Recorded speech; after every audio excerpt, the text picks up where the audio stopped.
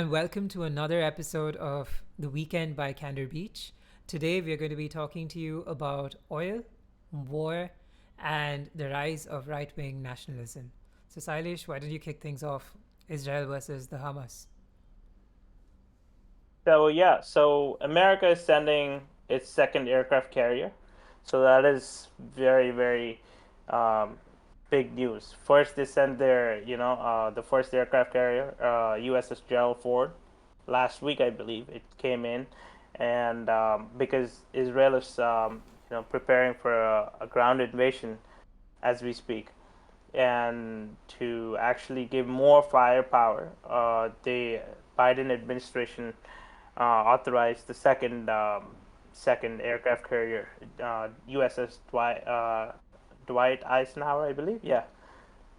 So that is huge. So it's going to create Why ripple is it effects huge? throughout the because they're going to go door to door to clear Hamas. So all this firepower, along with American support, is going to bring Hamas to the knees.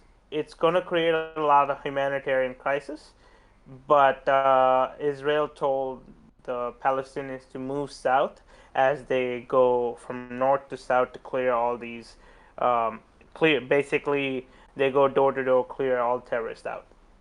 So, I but mean, it, it's going to it be a hard operation to manage, right? Like any announcement, yeah. even to civilians, is going to be intercepted by the Hamas, and they might just be cloaking themselves using civilians. But I guess Yeah. it is what it is. It's going to be a hard operation. It's going to be a long operation by all means.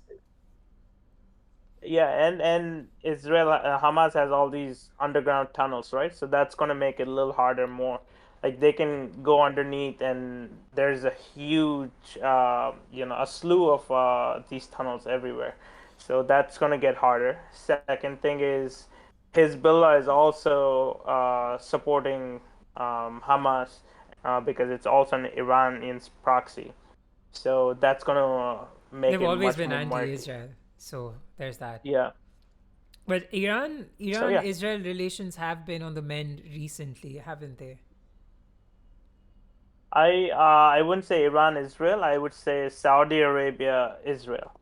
Um, Relations have been better, but those talks have been paused as this war is going on. Okay. So yeah, that's the major geopolitical impact in the Arab world.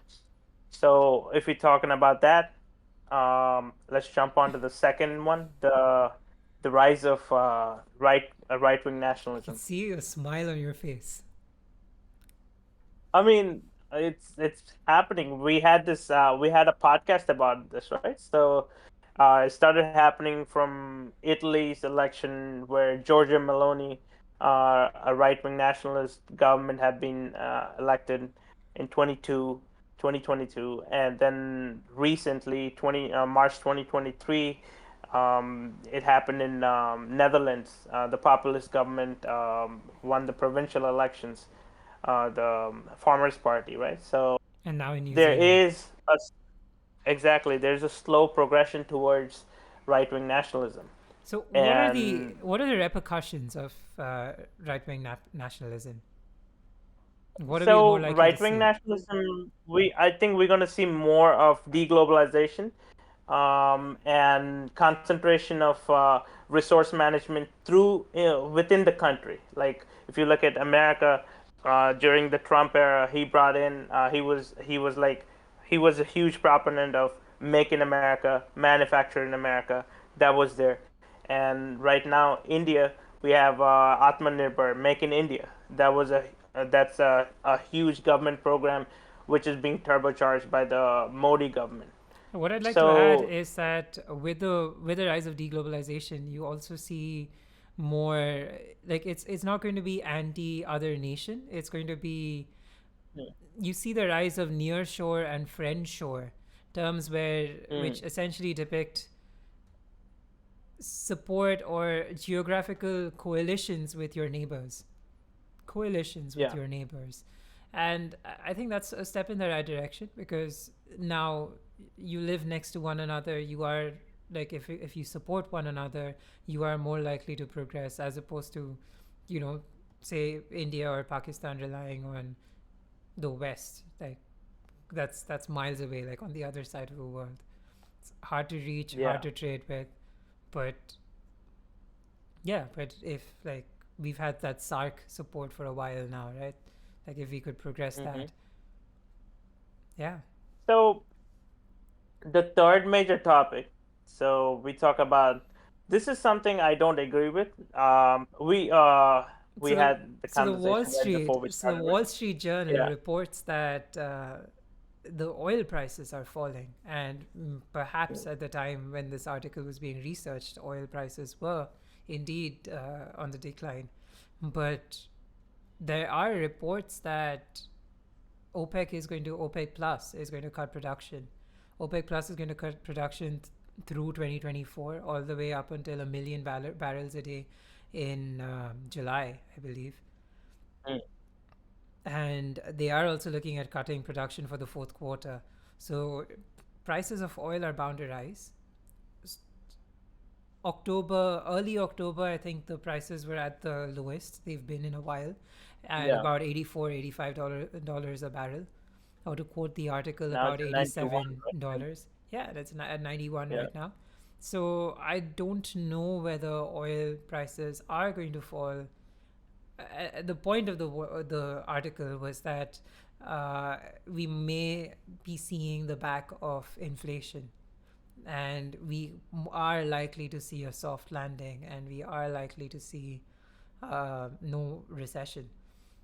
That was something we spoke about last week as well, that we are of the opinion that we are headed towards a soft landing, and that I think is what the article was also trying to indicate, but using oil prices.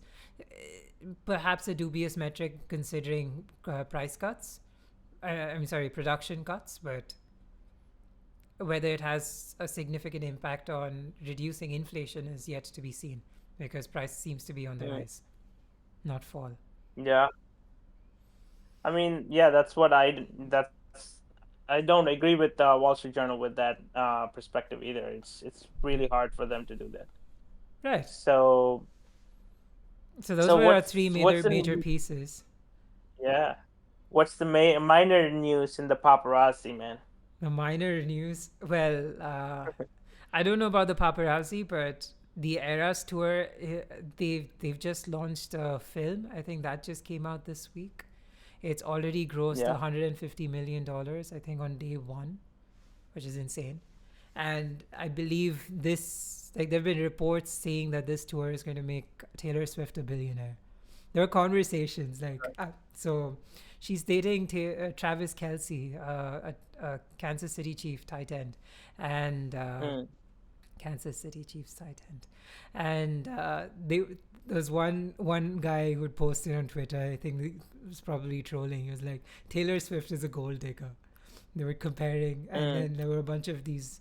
This news desk that was comparing earnings. They were like, "Yeah, she probably just wipes her ass with the kind of money that." Yeah, I don't want to be Yeah. disrespectful, but yeah, they were just like, "There's no way Taylor Swift is a gold digger. She's very, very self-sufficient, and this tour is getting her to that point where she's going to be a billionaire or so. More power to her." Are you a Tay fan? You mean a Swiftie? It's not a Tay Tay fan. Yeah, It's a Swiftie. Swiftie. I like some of her Like music. a believer. We'll move on. Um, you had talked about solar radiation management. Yeah. So there's this new research which is going on, right? So America is actually funding this research. So basically the premises with this is they take sulfur dioxide and they inject it in stratosphere, like a stratospheric aerosol injection, and make them like a little small mirrors which will reflect the excessive radiation out. So since we cannot control the amount of carbon dioxide which is being released, so the alternative for it is to reflect the excessive radiation out.